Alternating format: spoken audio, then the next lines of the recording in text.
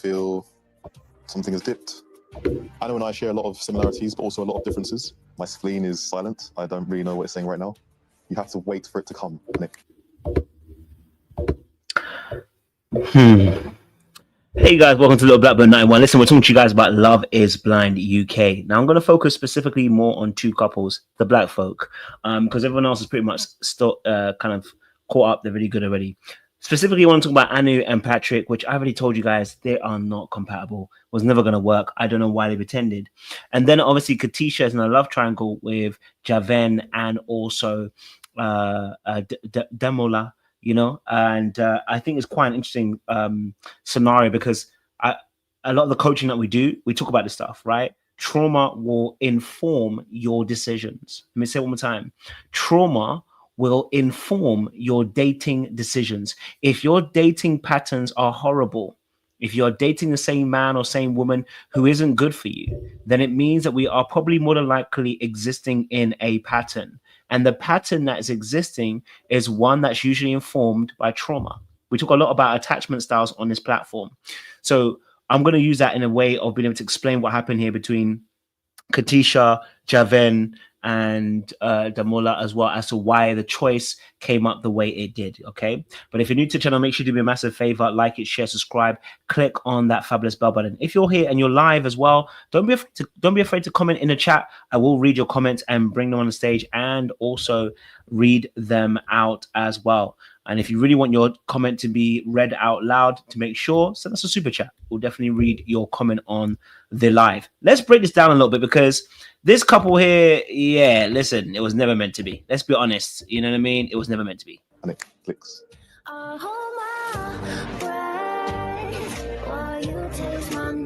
And it was only until I guess I found my spirituality when I started to just be selfish in a good way, but just. Okay, so talking obviously about Javen, talking about obviously Anu and Patrick, really important here. Okay, when you're not compatible, what I mean by that is when there is a major compatibility issue. They are of two different faiths, and that's a major issue. He's spiritual, she's Christian. This should have never gone any further. Once you have your compatibility issue, for instance, faith or finances or how you see your life, the moment you begin to compromise on that decision, which is something that you can't compromise on in most cases, the next thing that's going to happen is betrayal. And that's how you end up in relationships or in situations that you shouldn't be in. And so with Patrick and Anu, what actually happened was that Anu began to betray herself. She was more desperate for a man and relationship rather than a man who fitted her actual ideal, which is a man of faith who is in the same faith that she is in. And when you start to compromise on those values, you tend to end up in situations like this, where there's a backbite and there is actually a situation where you end up losing more than you gained. Now, there's actually some interesting things that also were I pointed out about Anu and Patrick in this situation. Number one, I believe that Patrick is far more sensitive than he lets on. Don't let his frame, 6 foot plus, talking about his spleen and all that kind of stuff, let you miss what he is. He's a very sensitive soul. How do we know this? Well, because their date where he asked her to sing, right? He said, "Oh, will you sing for me?" And she didn't want to sing. When and in that space, he was asking her a question. Okay, all right. They were asking a question. And what was interesting was that when he asked her a question, she was midway eating food. And you could see his face was actually kind of sad because he'd asked her such a deep question for him. He actually asked her, "What would you bring to my life?" Because she asked him, what have I brought to your life? And when she said, obviously, what you brought to my life, he said, "Oh, you've brought joy, you've brought this, you've brought that." He said 3 things distinctly. So clearly he had thought about his answer and understood what he felt like she brought to his life, right? The next thing was that he then asked, "What have I brought to your life?" And she was halfway through stuffing her mouth, but the problem wasn't actually just her stuffing her mouth. The problem was her answer. The answer that she gave actually was one where she said, "I'm bringing me." Hold on a minute. I'm asking you about what you bring, and you're telling me you bring just you. How does that make sense? Right? So I clocked straight away. Okay, hold on a minute now. Hold on a minute now. You know, that's a big thing, because what you're really saying is that actually you believe just you in total are bringing something, but you're not actually able to determine specifically what that actually is. He says he knows what you're bringing. You're bringing joy. You brought this. You brought that. So if you're not able to answer back what he's bringing to your life, then do you actually want him? That's the way he's probably concluding it in his mind. Now, I can understand where it's coming from. Do I think it's that way? Not really sure. But what I would say is that with Anu and Patrick, is that there was a shift, and the shift was what actually happens, I believe, between two avoidants.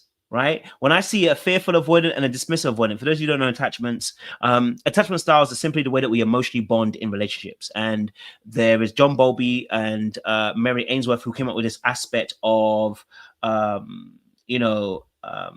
how watching how kids or children deal with their caregivers. And what they noticed is there were 4 kind of categories. We're all trying to be more secure, because secure people have the best, healthiest ways of dealing with relationships and being in relationships. But the other 3 is what most people are: anxious, dismissive avoidant, fearful avoidant. The anxious people grew up in households where their love was conditional and it was irregular. So they would be given love based upon what they would do, performance-based love, okay? You got told you're amazing and great only when you were working, only when you were doing something, only when you were moving. You never were praised for who you actually were. Then there were dismissive avoidant people who grew up in households where their parents were probably present physically but emotionally neglectful. They weren't able to fulfill their emotional needs, or they punished you, or they mocked you, or shamed you for having emotions. And so you suppressed your emotional needs, and you grew up in a way where you became dismissive of emotions.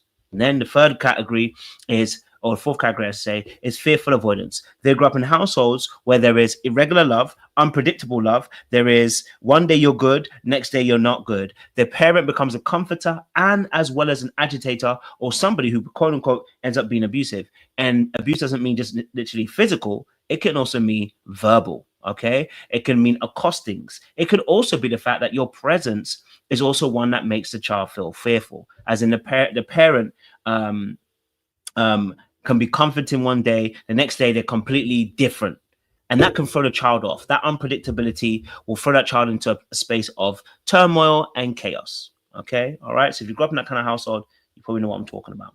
Now, in this is very similar though with watching Anu and Patrick.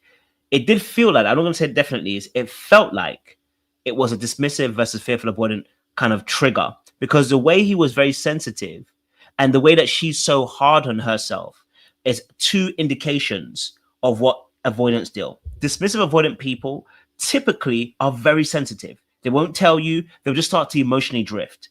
And I think we saw that with Patrick as well, right? That he suddenly went quiet, he suddenly shut down, and he started emotionally drifting. And what we see with fearful avoidance is a lack of self-worth and self-esteem. Now, some of you might be saying, I'm a fearful avoidant, but I don't think I lack self-worth. Yes, we may not necessarily resonate it out loud in the same way, but we did notice that with Anu, when she said about her singing, and she spoke about how she wants to be quote unquote humble. And then she went on to say about how she doesn't rate herself necessarily highly, right? And he said, oh, I don't like that, right? That was an indication of her putting herself down. That would highlight to me that she probably is a fearful avoidant. And when you get a fearful avoidant and a DA, a dismissive avoidant, the triggers are like this. The DA can be sensitive and ends up feeling like they've been hurt, or they've been violated, or their boundaries have been broken, or they're not getting enough emotional care. And because they're afraid to be able to share how they actually feel, and they're afraid to be vulnerable, what ends up happening is they silently quit the relationship. The fearful avoidant can sense that. And you know how I'm going to prove this? You're going to see in a minute. The fearful avoidant can sense the dismissive avoidant starting to pull away, right? And it can sense the dismissive avoidant is starting to shut down and move away. The fearful avoidant will move into an anxious space because they're afraid of abandonment. They will try to cling onto that person. If you guys are with me, what happened to Anu when Patrick asked her to sing a song? What was her first words? If those of you in the chat, you're with me. What was Anu's answer to Patrick asking the first time round for her to sing? What was her answer? If you guys were watching the episode, you know exactly what her first answer was. He actually asked her one time first. In fact, I think he asked her 3 times in total. The first 2 times she said no, you know, she doesn't want to feel pressured, or she doesn't want to feel like it's fake, right? So those first 2 times, she said no. But what did she do at the very end? When he was behaving like he was going to leave her, and he's behaving like he didn't want to be in a relationship almost no more, he was hinting towards it. What does she end up doing? Okay. What does she end up doing? She said no to him the first 2 times, but on the last date they had, when he was leaning away from her, what did he end up doing? Let's play a little bit. Let's just see. Let's just see a little bit, you know. But I'm not sure we're in alignment. Speak to you soon. Bye. I feel something has dipped. Okay, so by the end of the second date, right, they both acknowledge that something has dipped. Okay, they both acknowledge that by the end of that date, something has dipped. Now, why am I mentioning this? Because it's very important. Because Anu comes back and she has written a whole damn song for him. Why? Why did she suddenly just write a song? Because she sensed he was pulling away and she was roping him back in. Oh, y'all ain't gonna like that, because we're gonna look at Patrick as the only person who's doing stuff. Manipulation happens around the board for everybody. When people are not able to be vulnerable and honest and open about how they feel, manipulation is usually the next step to go to. Am I saying she's manipulative? No, I'm saying manipulation is usually the go-to, because that's what we've learned from our survival techniques. The same way when Patrick is really trying to test her in some sense and ask her for a song in the first place. The reason why he kept on asking is because he was trying to ascertain how much she liked him. Because one thing dismissive avoidance really love is somebody to be obsessed with them, somebody that is chasing them, somebody that actually wants them, because they're afraid that they won't be loved and they'll be rejected. So they want someone that is obsessed with them. So when he asked her for the song, and he asked her more than once, it was his little test to see how compliant is she. Does she move on my whim? And I don't mean it in that mean way, but again, it could be looked at as manipulation in some sense. Will she move when I say she should move? Will she prove that she likes me when I tell her to prove when she likes me? I'd have to say it in those words, but I'm asking for a song for a reason. Okay? So I don't know what to say, seriously. Oh, do you want to hear the song? I do, but why is she so excited about, do you want to hear the song? He's already asked twice. It's because she sensed he was pulling away. She knew he was going away. So she had to rope him back in. So I've done a song now, but here's what ends up happening. It's now too late. Am I blaming her for her and Patrick? No. In fact, both of these people, although they were smiling and joking and being very funny, there was actually a missed opportunity for them to get deeper. Okay. Now, Patrick himself he can talk about his spleen came on late minute. His spleen was burning from before then. His spleen was burning from before then. Okay. His spleen was burning from before then. And so some of his conversation aspects as well in this episode, when he said about something is low vibrational, he said, you know, that your energy is low vibrational when you are, you know, when you, I can't remember what he was talking about, but he mentioned low vibrational. I said, oh, he's being very critical right now. And I wonder if he's trying to poke holes in the scenario. I wonder if he's doing a little bit of self-sabotage. Like, why is he poking holes in what she said? You know what I mean? I was like, oh, okay. That's interesting. All right, cool. Number 2, you know, he said obviously that, you know, I like to have my own views. Now, this was really important. When he said about I like to have my own views and I don't let anybody influence me, what he's really saying is get yourself some boundaries. I don't like people that are boundaryless. One thing that dismissive avoidance really don't like is people that don't have boundaries, because dismissive avoidance grew up in households where they had to be emotionally dependent on themselves. They've learned to have thick boundaries. Now, those boundaries that's not necessarily a healthy thing, but they've learned to have thick boundaries. They keep people at bay. So when they get into a relationship, the one thing that the DA really struggles with is people that don't have their own boundaries and their own life, because what they are afraid of is being trapped and engulfed. Now that's really funny, because the interesting thing is that the fearful avoidant also feels the exact same way. They don't want to feel trapped and they don't want to feel engulfed. They want the other person to actually have boundaries. Why? It's a bit different from the dismissive avoidant. Fearful avoidants tend to externalize their safety and boundaries to external sources. Let me give you what I mean by this. Between Anu and Patrick, if she hasn't healed, what she will end up doing is externalizing her boundaries based upon what boundaries Patrick has. She'll feel safest when Patrick lays down his boundaries, rather than her having her own boundaries to lay down and actually saying, this is how I want to be treated. She will base her boundaries on his, which is where the enmeshment and the codependency starts to kick in. She and anybody else, a man, woman, who is a fearful avoidant, when we coach people, we're talking about this a lot, is that you need to develop your own sense of self-worth and esteem and your own boundaries. You need to develop your own voice. You need to be confident in trusting your own voice. Okay, that's really important. Okay. You know, when I asked you, can you sing for me? Yeah. And you said no. Yeah. Why was that? Because I wanted it to be like from the heart. I can She may have wanted it to come from the heart, but baby girl, it's a bit late. Okay, you may have wanted it to come from the heart, but baby girl, it's a little bit late, B. Okay, it's late in the game, and it's felt like you were doing this only because he started pulling away. And I'm sure his spleen done told him this as well. I'm sure his spleen done told him to do better. Okay. But we, like I said, when he started shutting down, his answers became short, his answers became curt. Like, you can see the shutdown was happening. And instead of really communicating with her about where he was at and how he was feeling like he was shutting down, he didn't actually communicate. Now, okay, so I'm not going to be too hard on him, because again, we're in the pods. But it was another indication of his avoidance, because the shutdown was silent, but it was very, very loud.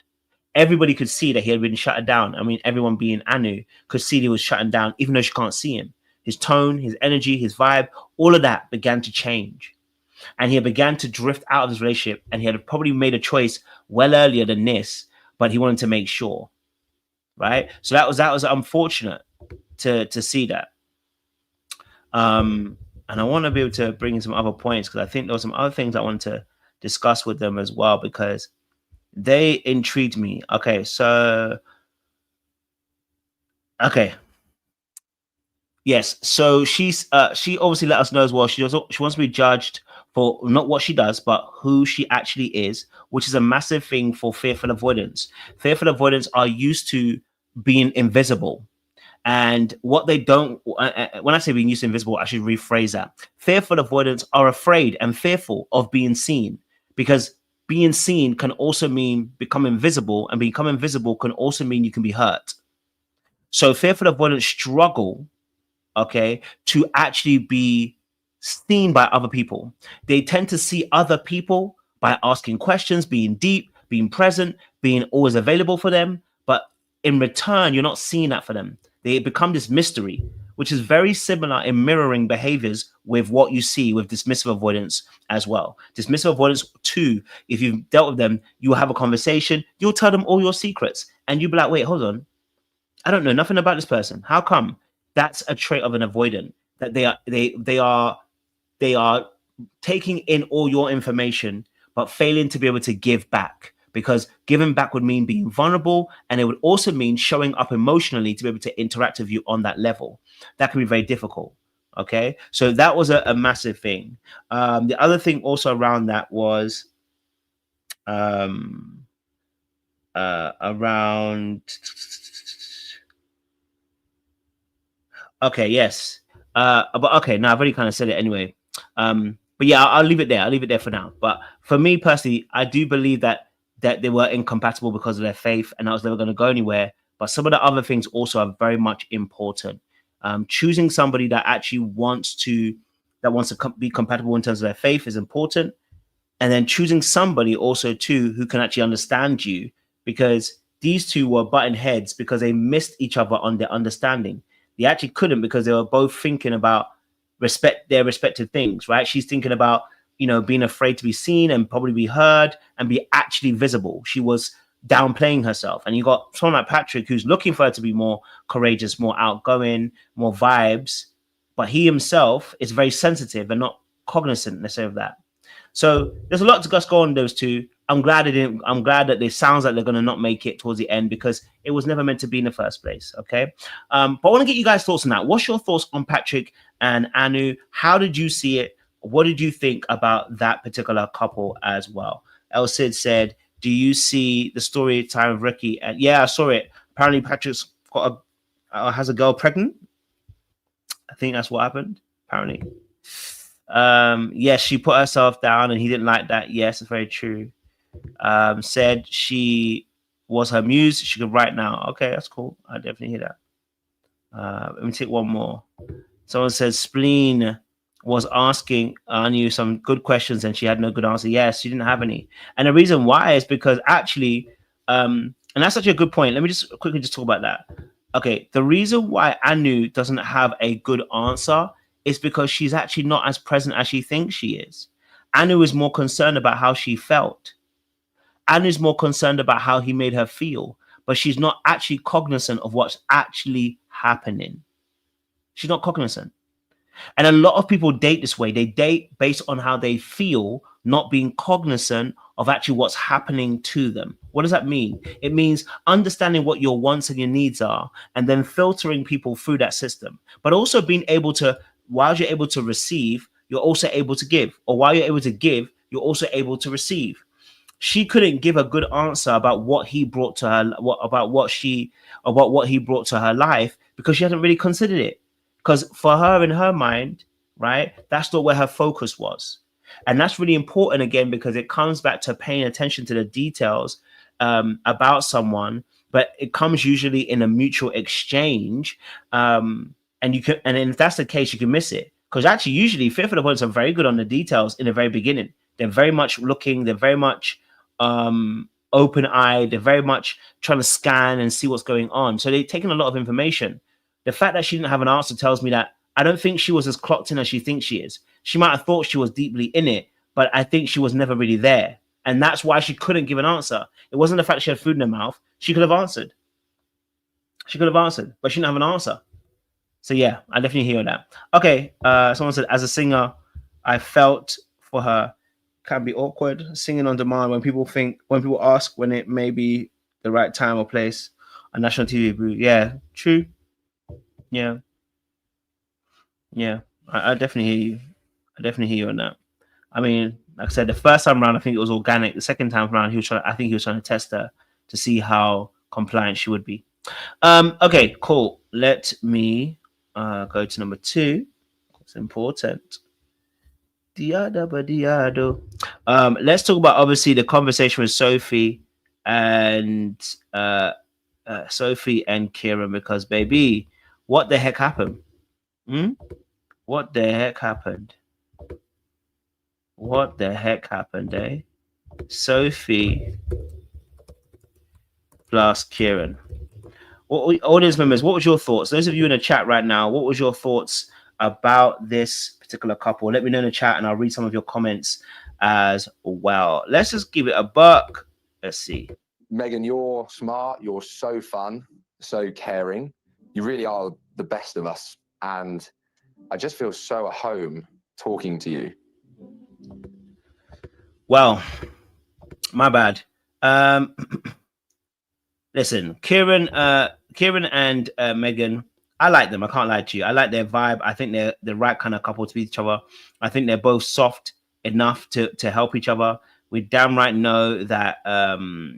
Listen, in this situation, Kieran had made a choice when he gave a gift to Megan. I'm glad he admitted it, so he didn't have to drag it on. Because boy, oh boy, once he gave that gift, it was going to drag and become a problem. But he had a quick conversation, and I appreciate that. It kept it moving. But with Kieran and Sophie, we're going to focus on them two. With Kieran and Sophie, okay, what was important about their date or about their interaction is that Sophie wanted to punish Kieran for the fact that she did not get what she wanted in the end. She got rejected and then she punished Kieran. Now, the key thing here is this. She thought she said some things that were showing her arrogance and her slip. She said some things like, you know what, if you were outside, you'd like me or whatever. She said that bar. But then on this part too, she was also able to mention, and I'll show you a little clip of what it was. I respect you too much that if... But I don't think that's true, Kieran. It's very clear. It's a social experiment. Okay, so the situation here, right? Sophie brought up the fact that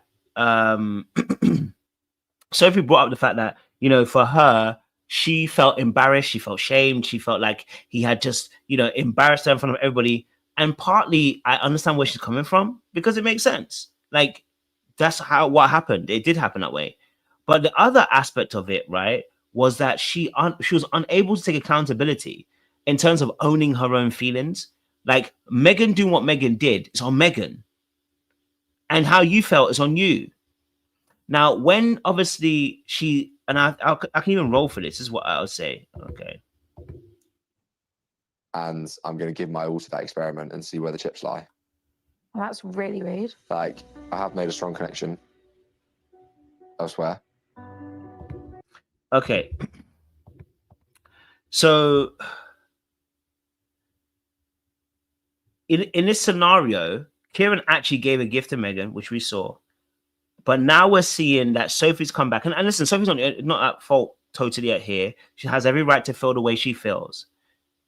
When she mentioned what she did, he did not first acknowledge it. I'll be honest with you, he didn't. He dismissed it.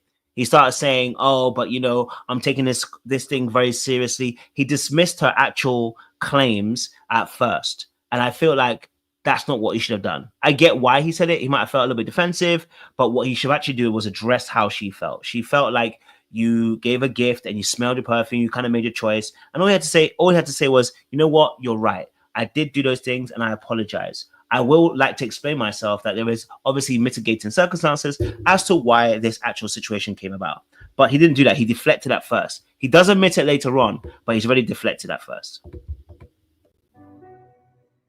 I can only control what goes on in the pods. Sweet, love that for you. But you would know that girl would come in there and be like, oh, this happened. And you know that everyone will look at me and be like, Sophie thought that was her strongest connection.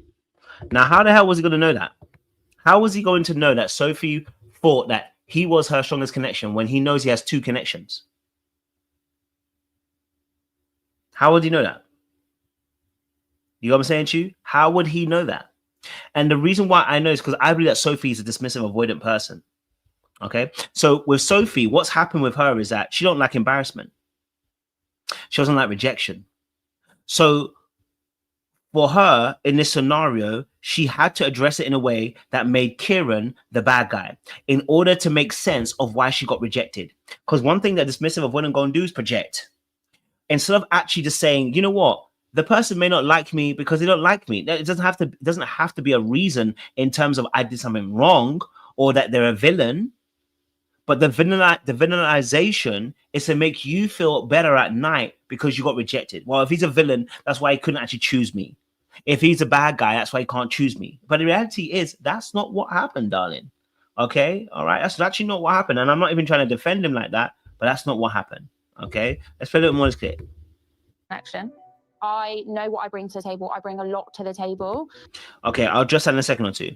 Okay, so as you said, you knew that this would cause me issues and that Megan would come in there and do what she did and I'd feel some type of way about it. He actually wouldn't know that. That's what you think because that's how your brain is thinking and you can't read somebody's mind in this scenario. I understand why you feel that way, but you don't know what he would have thought. You don't know what he is thinking. You don't know what he thought about when he did it. And that's where you're kind of putting yourself, you're trying to project yourself a little bit into them. And the reality is with dismissive avoidance, they struggle with that concept of issuing goodwill to people when they do them dirty. So for dismissive avoidant, when you do them wrong, they tried to have goodwill at the beginning, maybe the first time, but the second time they're going to be like, okay, hold on. I feel like you're doing this on purpose. And it's easier for them to say you're doing it on purpose, because then they can be justified in their anger and their frustrations towards you. And in the and because dismissive avoidance, like any of the insecure attachments, anxious or fearful avoidance, they don't have a great relationship with anger. Okay? They don't have a great relationship with anger. And so actually what ends up happening is that they try to avoid anger because they're associating being angry with being bad. So now anger, you're trying to, subvert yourself and try to deflect away from the anger and choose something else. But the problem is when all that you're going to do is cause a backlog of emotions that you feel that you're not actually exercising and working through and processing. Okay, right? That's that part there. So hence now, look, she's kind of like doing a little bit of protesting here. She's trying to cover her back. She's trying to, big up herself here a little bit as well. When she starts saying, I'm amazing, I'm wonderful, I know what I bring to the table. I want to be with someone that sees that. Yeah, well, I will say I'm sorry.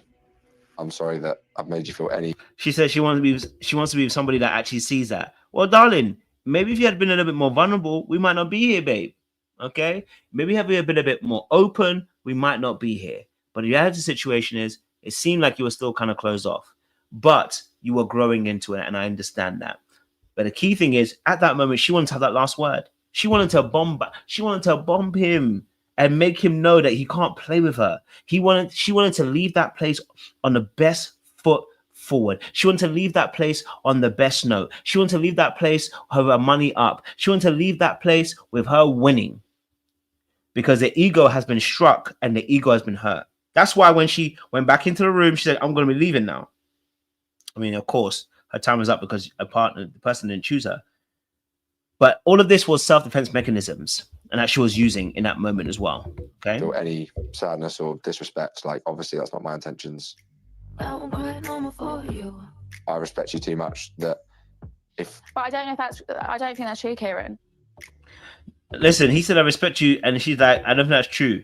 Baby girl, what do you want me to do?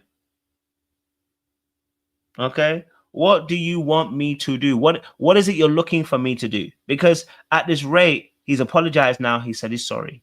What more do you want? Blood? The truth is, it was never about the apology. It was about him feeling pain. It was about him feeling some type of way. It was about him needing to know that she will be okay. Because one thing about a dismissive avoidant is their need to feel like they're going to be okay, because sitting with discomforting emotions is too difficult to do. They dismiss those difficult emotions because they don't seem to be worth it.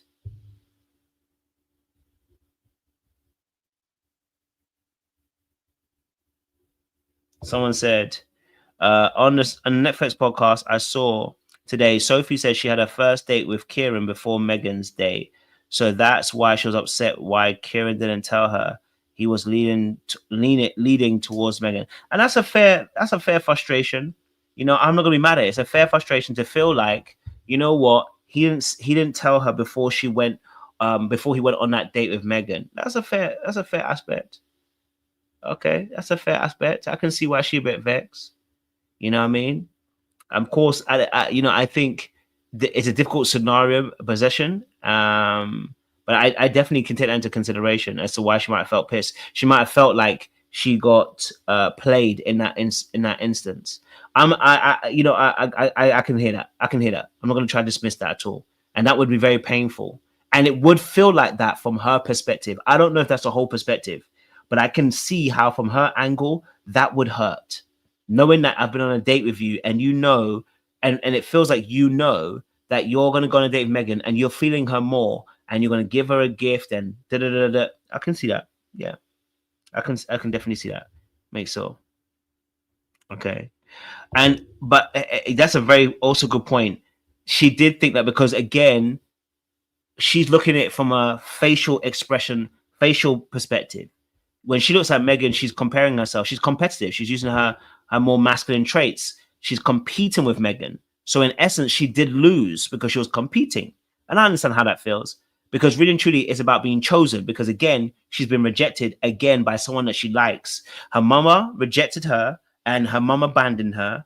and did not choose her over her boyfriend. And now she's in a contention with another woman about being chosen. He's chosen her, chosen Megan over her.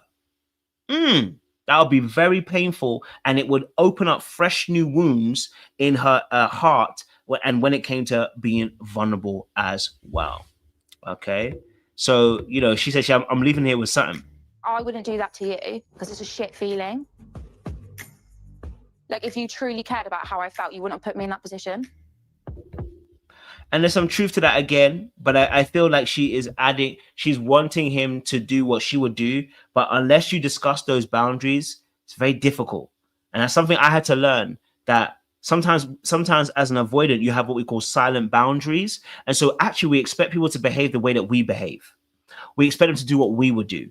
We project that they should be, moral based the same way we are, but actually that's not what happens. And so actually silent expectations become very loud noises as well. Okay. So in that moment, I saw her as being trying to punish. What did you guys see? Let me know in the comment section, in the chat. How did you see Sophie and Kieran's conversation? Now, I think it was interesting because it was preluded by another conversation.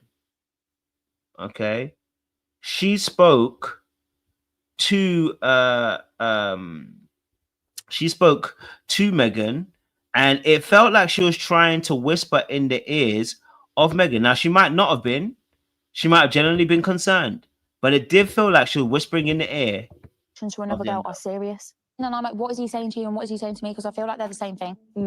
But I don't want it to change. Like, I was generally just clearing the air because, like, you obviously know, and I didn't want there to be any hard feelings. Now, she might have been trying to clear the air. But the reality is, sis was going. I felt like she was going to Megan with a little bit of a malicious intent. I felt like she could throw Megan off, get her to be out of pocket, make her go in there angry, and it could, at least mess up their thing. Doesn't mean that she wants to be chosen again, but it can mess up their thing. And that's how it felt from what I was watching when she was talking with, the young lady at heart, right? And so I was like, okay, no. She was trying to manipulate in that scenario. She's trying to cause dissension by planting seeds of doubt in her mind,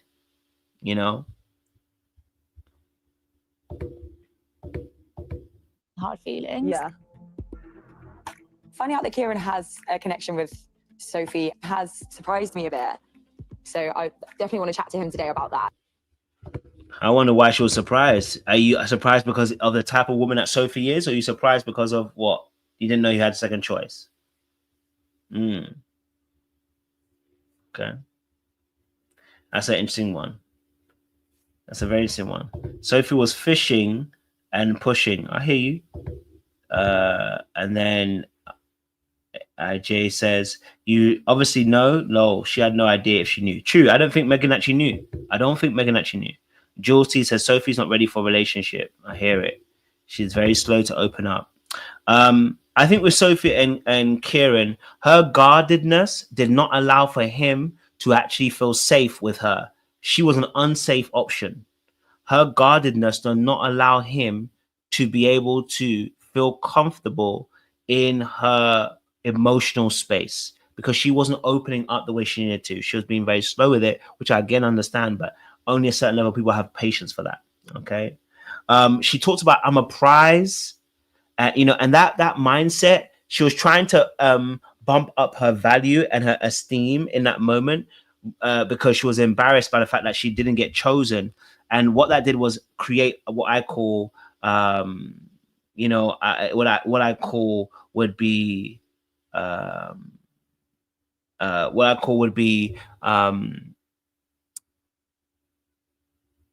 how do I put that in the words? I guess I'll have to put it in the words, but I think her prize mindset was to let him know, like, you're missing. Yeah, like, you're missing out. I'm better than this kind of thing. Like, it's like you fumbled me in a sense. And really and truly, no one's really fumbled you in this scenario, but I get it. Okay. All right. I said, I get it, but shoot, I understand. And for me, I think there is an aspect where it comes to, the abandonment feeling or the rejection feeling or the betrayal feeling being heavily playing in this scenario. For Sophie, the fact that she wasn't chosen is rejection. And so that plays a massive role in there. I think also with this couple, or at least a failed couple, they must also understand that unfortunately they weren't going to come together because Sophie, although was open to opening up, we didn't really get to see her. Where was her interest for him? We didn't really get to hear that or see that, her interest for him. So I was like, I don't think it's going to work. I think he wants someone to also be liking of him. Okay. So that's an important part. But I understand why she had to address the issues with him. I understand why she said what she said. It makes sense. Dino Sadiq said, I actually think if she was more open-minded from the beginning, like Megan, I reckon he would have picked Sophie because the vibe I got was really like he liked Sophie, but she was moving too slow. Yeah. No, I definitely think he would have gone with Sophie, right? He was happy with Sophie, but yet, like you said, the difficulty was her ability to open up. And I think he made the right choice. If she's not going to open up, leave her alone. You know? Now, yes, I do feel like when Megan went in there and started giggling loud about what perfume was on the gift, that was her passive-aggressive means of kind of like silencing Sophie. Listen, her and Sophie knew that they were Kieran's match. They all did. They spoke about this earlier on in the episode. I don't know why they decided to make it so they didn't know. You know, Megan knew. Sophie knew as well. Like, so it was on Megan who went in there screaming and shouting, talking about what had happened to her. She was definitely marking her territory. I would definitely agree to that one. Megan was definitely letting us know she can play this game too. Well, she comes from also a little bit of a chaotic background. She might be fearful of one as well. So, so she definitely did that particular aspect. Shout out to Trey saying, are we talking about Big Bird making bad decisions or Miss I can't open up? But I want to be, but I want to be mad when he chooses someone who's open.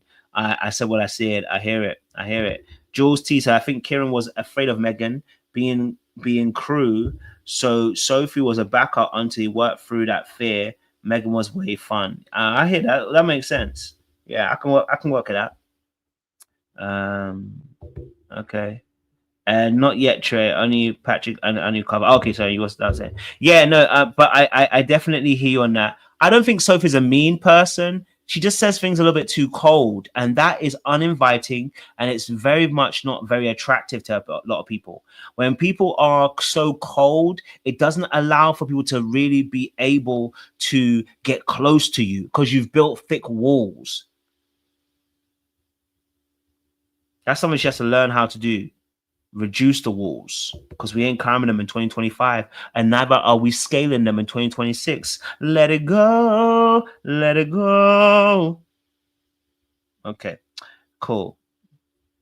Let's talk, obviously, let's talk the Katisha, Damola, and the triangle with Javen. Okay, let's talk about this, because last night, if you were with me, I was on TikTok last night, and this very same subject actually came up. It's actually crazy how it did. And I was talking to a young lady about this.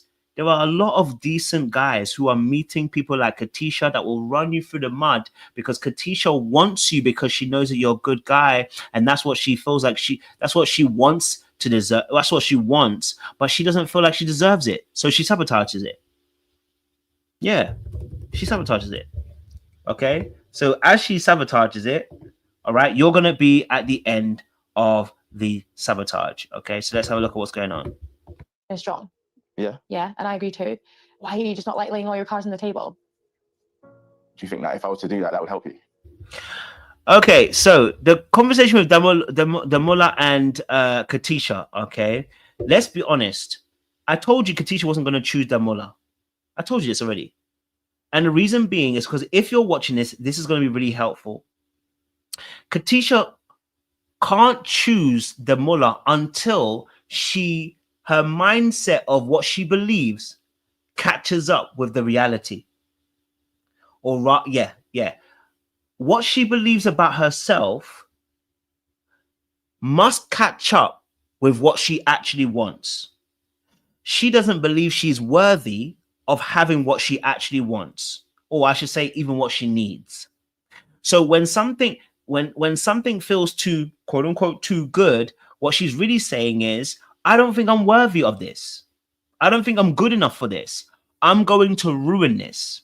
And I said this to a lot of ladies go into relationships with bad boys and men that are trash and build a bare booze and deal with absolute men that are who are actually just rubbish. A lot of women do that because the reality is they know themselves they ain't ish. I'm joking. But a lot of them know that actually they are the problem in relationships. And they recognize that actually if they be in a relationship with a man who is secure, who's able to love on them, who's able to give, right, and be and not do it in a way of losing themselves per se, then that would mean that the light will be shined on them. They would have to look at their own behavior, and they would have to look at their lack of accountability, their toxic ways, their ability to choose the wrong relationships. They would have to be under the microscope. So someone like Katisha, okay, thinks because she smiles and she's nice to people that she's good. But instinctively, she also knows that the way her mind works, I believe she's a fearful avoidant. She knows. And so actually, she's looking for someone to contain her and to handle her because she can't handle herself. Let me say it again. Katisha can't handle herself. What does that mean? A lot of fearful avoidants have a switch. They're like really, really nice, love you, and when that switch kicks in, when you piss them off or they're resentful or they're angry or they feel a mixed bag of emotions, sometimes they can't control what they do. And that control, again, is very loose wording to say that they act in a way that's incongruent with who they want to be. And then by the end of it, I'm going to tell you, they're going to be apologizing, saying they're sorry, this is not me, I can do better. And it's all self-sabotage because now the comfort and the love that they're receiving, the next thing they're thinking is, when will the shoe drop? Is what we deal with in coaching, okay? They're thinking about when will the shoe drop? So the more nicer the guy is, the more afraid she is because she's thinking it's manipulation. Because how nice can Demola be? How nice can Demola be? Really and truly, her mindset believes that, yes, Elsid, that she deserves a cheater. Her mindset believes that she deserves someone who will mistreat her. Her mindset believes she deserves somebody who's not about her because she likes to chase, because she likes to run after people. Why? Because she wants to prove to herself that she's valuable and she's wanted and she's desired. So instead of being in a relationship with somebody who actually wants them and does supply the love, not only verbally but physically, she chose somebody who does the bare minimum. He ain't bought no flowers into this date. He ain't bought nothing nice to her to this date. The brother hasn't even told her where he lies, but she knew exactly where Demola was actually standing. She knew exactly how he felt about her. But the reality was her mindset couldn't catch up with the reality of wanting to be in a healthy relationship. She's still available to toxicity because she's still familiar with toxicity. She has not unsubscribed to toxicity. And therefore, someone like Javen, who plays a game where he's mysterious, he's confident, he projects, he's a strong person. And then he doesn't tell you if he wants you or not, versus the other guy who does. What made it even worse is Katisha came into the girls and said, girls, we're together. He's my boyfriend. So you're cheating already, darling. You're cheating already. Did she not say that's her man? Did she not say that, Damiola, to the ladies, that is her man? Katisha betrayed herself because she thought that Javen is the bigger fish. For her, Javen is the bigger fish. And so she ended up choosing, or at least I can't say that because we're episode 3 and I haven't watched episode 4, but I believe she will choose. I don't think it's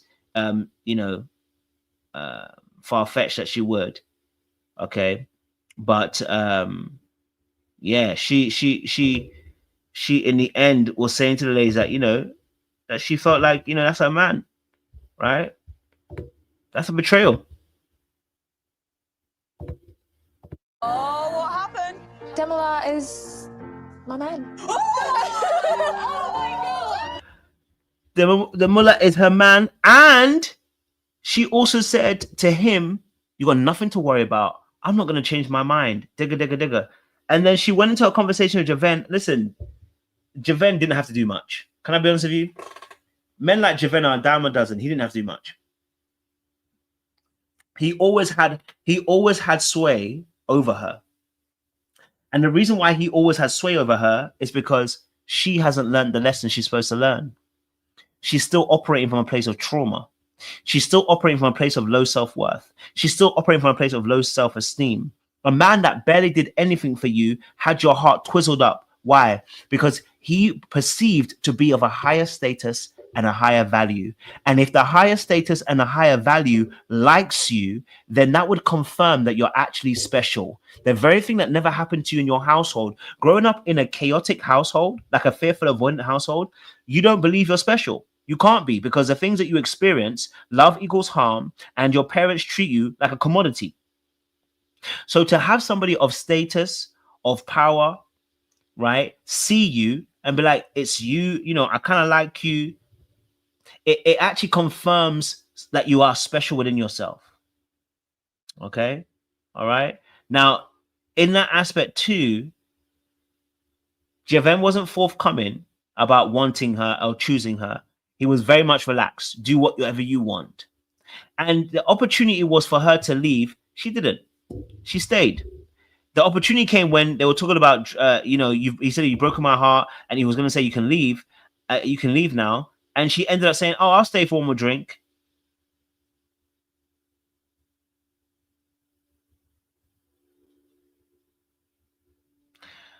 There we go. Staying for one drink is crazy. Okay. Now, I think what actually happened is this. The mullah, she said something very powerful, and this is for anybody out there who might be feeling this as well. This is really important. She said these words: "How can he be so sure about me?"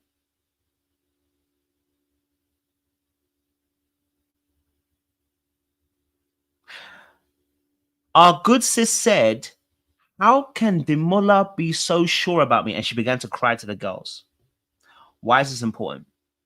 Because people that are fearful, avoidant, they don't believe they're worthy of being chosen by somebody that could be loving, caring, healthy. No, the love that should come their way should be painful. The love that comes their way should be hard to decipher. The love that comes their way should be inconsistent. The love that comes their way should be unpredictable. The love that comes their way should make them make their heart jump up and down, skippity skip skip. It should always be fantasy. And when it comes to having an even kill, that doesn't make sense. Okay. Now, this is important now, because again, that goes back to low self-esteem and low self-worth. When the mullah was letting her know that he liked her, he wanted her, he saw her as a wife, because the mullah never presented himself as a higher value than her by being avoidant or by being dismissive of her, she saw him as an equal or even below. And therefore, it became detestable to agree to that. And also, she would to agree with to allow Demamula to like her the way she does and to agree with it and to reciprocate. It would mean that she would also have to step up to the plate. You see, so long she's with Javen, she's at the end of a string. When she's with the Mullah, she is in a place where she's able to be seen. The spotlight's directly on her. And that can be very scary for a fearful avoidant, that when a spotlight's on them, they're being seen, they're being exposed, they're being put out there. That can be very scary for a fearful avoidant. So it's easier to choose the person who casts a shadow that you can be hiding in, and you still don't have to show up the way you do, but you do get to chase them. You get to chase them and try and catch them and prove your worth, rather than being in a place where you're already captured. You're with somebody who doesn't want to run after you, doesn't want to chase you, doesn't want you chasing after them. But, you know, that would mean that you would have to be in a place where you would have to step up emotionally, and you can't hide behind, oh, that man was bad, he cheated on me. You can't hide on those origin stories no more. Okay. Now she said some key words, which I knew that she was going to choose Javen, because she said some key words. Did you ever hear how she felt about the Mamola? When did she ever say how she felt about the Mamola? She said how she felt about him and how he felt about her. That's what she said. She spoke about how, you know, he would, you know, she loves the fact that he knows exactly what he wants, that he wants her. She loves that feeling. When did she say that she likes him? When did she say that she really? I know she did. I know she said she likes him, but when did she reciprocate that? When did she ever reciprocate that? That's also how she felt. Even when she agreed to it, she wasn't letting us know that it was mutual. She was more saying about how he felt about her made her feel. And that's the sad part. Right? That's the sad part. Listen to what she says. Like, you've officially told him? Yeah. Why can't I be with a man that's crazy about me? Yeah. Because I've never had it and I'm not used to it. He told me. She said, why can't I be with a man that's actually crazy about me? Do you know why you can't? Because you don't believe they actually exist, and you don't believe that you're actually worthy of it. Because, hold on a minute, if he's crazy about you, are you crazy about him? Oh, no, you're not. No, you're not. Okay. No, you're not. Yeah, I know. The name is beating me heavy, bro. It's beating me heavy. I'm just gonna call him D, because the name is killing me, bro. I'm like that. I'll be in tongues by the time I finish, bro. But yeah, no. So it's interesting. If you heard her, she said, "Why can't I be with somebody that is crazy about me? Why can't you be crazy about them too? Why is it that you're only going one way? Because it's about you." And that's where the selfishness kicks in, right? And it's the selfishness that kicks in. That's going to get them ended up in a position where she's going to end up dating a Javen. Okay. By the way, we're only on episode 3, guys. So I haven't watched episode 4. I have no clue what happens in episode 4. Okay. So please don't spoil it for us. Okay. Don't spoil it for us. Let us know your thoughts. So what's your thoughts right now of Javen, Katisha, Demola in episode 3? Please, not 4, but episode 3. We'd love to hear your perspectives as well. Okay. He told me everything that I need to hear. He makes it very clear that he really likes me. He offers me everything a girl could want. Great day, yeah. And if you listen to her, she said he offers her everything a girl could want. What about you? What about you? Does he offer what you want?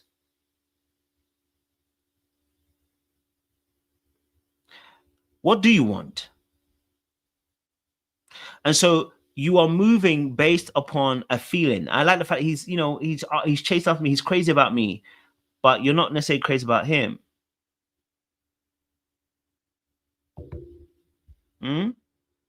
Now, of course, D's got to take some accountability here too. I don't want to say he needs to take accountability.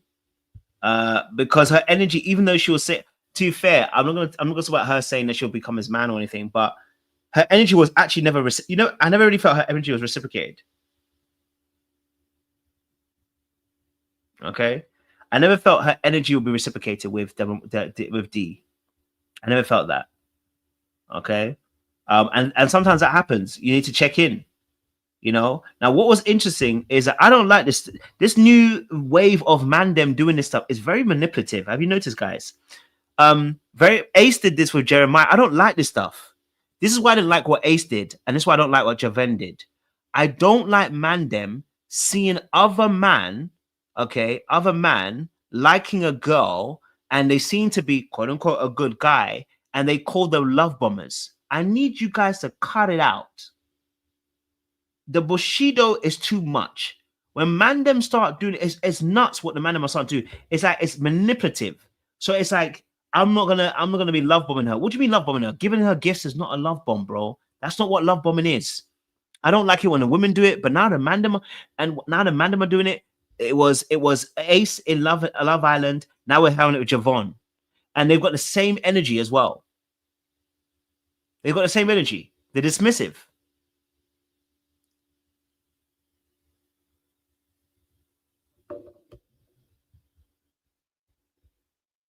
You know what I mean? And yes, Javon definitely did. That's why I don't like that. Because listen, Javon's competitive and he knows. You know, he roped her in. He knows. I don't like that behavior, personally. To be honest, I was just waiting to see you. So yeah, I'm glad we're here. These flowers are absolutely beautiful. Yeah, good. Connection was very sure about me, and I just allowed myself to kind of lean into it more. But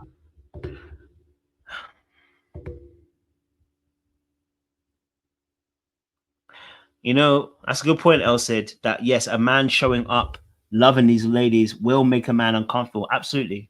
And specifically, D, I'm going to say D because it's going to come in. D was going to make Javon uncomfortable because they're two black men, two dark-skinned black men, and they were going for the same girl. And instead of actually Javon actually showing up and actually being emotionally present, he didn't.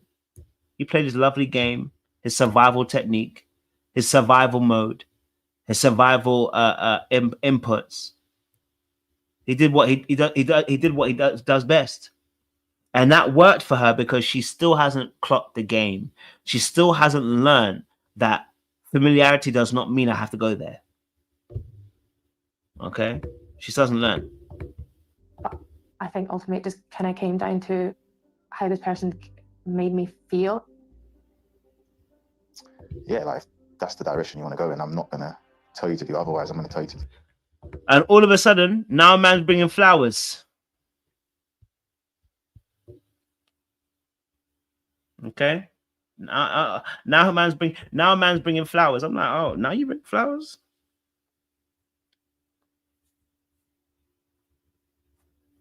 You know what I mean? I was like, okay, so you were saying about a man was love bombing someone, and now you're bringing flowers too. So are you love bombing too? No, and it's true. It's a good point. Yeah, he's trying to lower the bar. It's a very good point. He was trying to lower the bar because again, it would mean that he would have to elevate his bar. And actually, there's nothing wrong with him not buying gifts. There actually is nothing wrong. It's just that he didn't show up the same way. You know? Tell you to do what you feel or you think is the right thing to do for you. You know? I really appreciate that, and that is. Okay. Is there anything? Don't want to. Look at her cheesing. 31 location. Bro, a man's notes were light. Broski, hey, man's notes were light. His notes were the same notes I had from the very first episode. I said, wait, hold on a minute. That's all your... And he said, oh, and I stopped writing my notes after that. I said, why did you stop writing your notes? I said, why you stop writing your notes? What the hell's going on? Huh? His notes were so light. I said, yeah, bro. And she's there cheesing away like... And I'm like, baby, are you not listening? Are you not paying attention? Yeah. Bare minimum would be even nice. You know what I mean? Location, Scotland, tick, tick. I don't know why I put 2 ticks, but there must be a reason why I put 2 ticks. Sexual chemistry is very important. Tick, tick. He's about to sex her off. Like, so you said that that's like not your style. No, it's not that it's not my style. I just didn't feel like in this particular setting, I just didn't feel like that was necessary.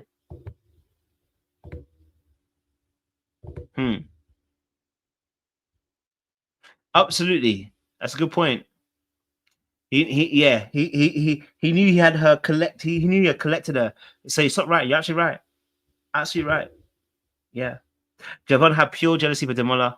To be fair and honest, if they weren't on a show with this setup, I would have told Demola that he was moving too quickly, especially since Tisha wasn't. I hear you. I hear you. Do you know the problem is that it's not like, I mean, he is moving a bit quickly. The problem is that Tish was just not reciprocating from what we saw. She was always soaking up his praise, but never really reciprocating. Right? And one thing about fearful avoidance is they will go into one of the extremes. Either they're and it's interesting as well, I think, with fearful avoidance, that they can find themselves in this scenario a lot. They've got one person that they're plowing all their energy into, and another person who they're receiving all their energy from.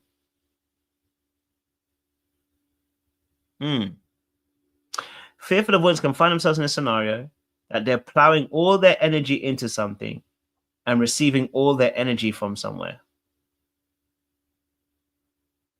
And that's what Katisha did. She's getting all her emotional needs being met from Demola, and then she's plowing all her energy into Javen. And that's why she's emotionally offline and not available. Okay. But I still feel like you're the one. So all I need to know now is where your head's at. Connected from my decision. Not her saying she feels disconnected from her decision. Baby girl, you're not disconnected. You just don't want to do that decision. You never were. You were always waiting for Javen. Okay? You were always waiting for Javen. You were always waiting for him. It was Javen and Javen only for her. It was Javen and Javen only for her. She was just waiting for him to assure her. You know? The Mullah could be Benani 2.0. I hope so. It could be. I hope so. You know what I mean? Anything's possible. I thought I knew before I came in here, but now I feel like I'm not actually sure. Why are you not sure? Because of my connection with you. Damn. I think I was going to end things with Javen, and then I find myself staying and not wanting to leave. It's tight. Oh boy went back in there and said, listen, it's interesting still. It's interesting. And I said, damn, it's political. It is absolutely political. Okay. Absolutely political. I feel for her. You know, in that particular space, I feel for her. She needs to heal quickly so that she can choose better as well. You know, she can choose better. Okay. Yes, he did. He knew. Yes, he did. He clocked her from early. He clocked that by him being nonchalant. And the thing is, Javen is a typical avoidant, right? And what he's clocked is that people misunderstand his distance for mystery. And what you think is mystery is really distance. And that's a trap. The reality is, people that are usually secure are not gonna see him because they don't want that aspect of behavior. He would have to show up. But he knows his market is women that are interested in trying to discover the mystery, which is really what? Nothing. There is no mystery there. There's no mystery here. All it is him being an avoidant. Behind that mystery door, it's just him being an avoidant.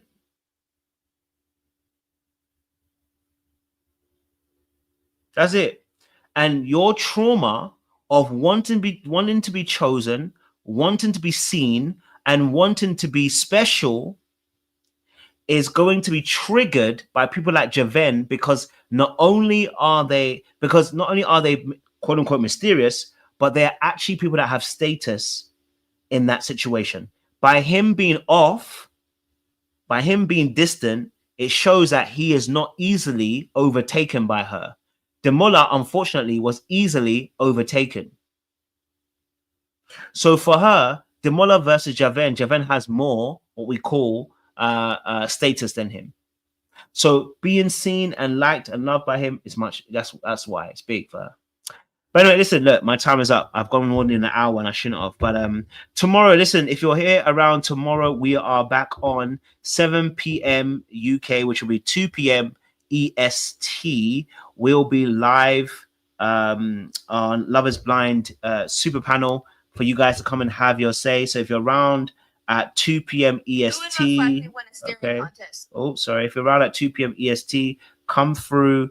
We're gonna have a whole talk about Love is Blind, the first 4 episodes as well. I need to do Perfect Match. I need to go and watch it. But make sure you guys like, share, subscribe, click on the bell button for notification of uploads. We appreciate you guys. Stay locked, stay loaded. We'll see you again very, very soon. Thank you for the participation. And please leave a comment down below as well. Let us know your thoughts. Do you agree with the assessments? Let us know.